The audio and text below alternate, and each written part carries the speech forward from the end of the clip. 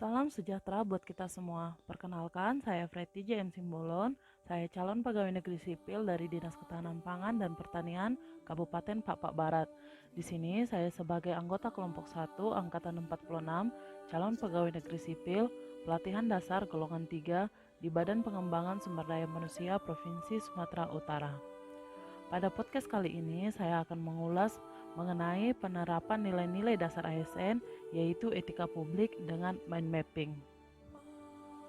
Etika lebih dipahami sebagai refleksi atas baik atau buruk, benar atau salah yang harus dilakukan, atau bagaimana melakukan yang baik atau benar. Sedangkan moral mengacu pada kewajiban untuk melakukan yang baik atau apa yang seharusnya dilakukan.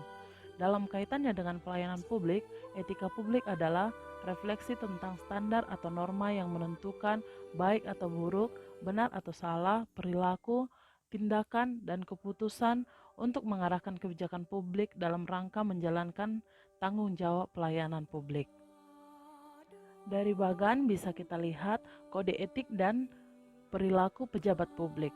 Kode etik adalah aturan-aturan yang mengatur tingkah laku dalam suatu kelompok khusus. Sudut pandangnya hanya ditujukan pada hal-hal prinsip dalam bentuk ketentuan-ketentuan tertulis. Kemudian ada dimensi etika publik, yaitu yang pertama, dimensi tindakan integritas publik. Integritas publik dalam arti sempit yakni tidak melakukan korupsi atau kecurangan. Adapun maknanya secara luas yakni tindakan yang sesuai dengan nilai, tujuan, dan kewajiban untuk memecahkan dilema moral yang tercermin dalam kehidupan. Kemudian dimensi kualitas pelayanan publik. Etika publik ini mengarahkan analisa politik, sosial, dan budaya dalam perspektif pencairan sistematik bentuk pelayanan publik dalam memperhitungkan interaksi antara nilai-nilai masyarakat dan nilai-nilai yang dijunjung tinggi oleh lembaga-lembaga publik. Kemudian adalah dimensi modalitas.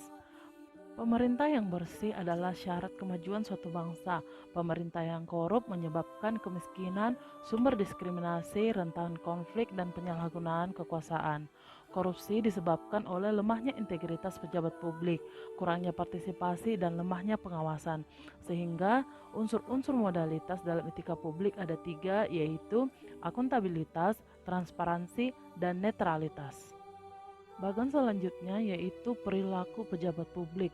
Ada 3, yaitu penguasa pelayanan, wewenang peranan, dan jabatan amanah.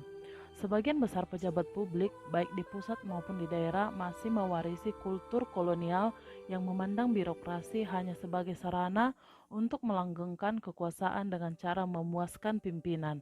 Oleh karena itu, perlu adanya perubahan mindset dari seluruh pejabat publik. Perubahan mindset ini merupakan reformasi birokrasi yang paling penting, setidaknya mencakup 3 aspek, yaitu yang pertama berubah dari penguasa menjadi pelayan, yang kedua berubah dari wewenang menjadi peranan, ketiga menyadari bahwa jabatan publik adalah amanah yang harus dipertanggungjawabkan bukan hanya di dunia tetapi juga di akhirat.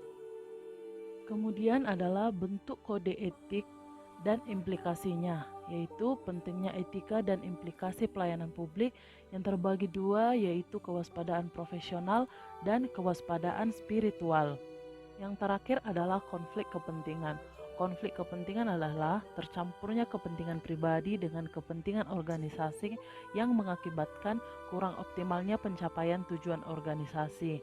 Seperti pada bagan, yaitu contohnya aji mumpung, loyalitas ganda, suap, pemanfaatan informasi rahasia, menyalahgunakan pengaruh publik, dan pemanfaatan fasilitas organisasi atau lembaga untuk kepentingan pribadi. Demikian podcast etika publik dari saya. Salam Latsar, ASN Milenial.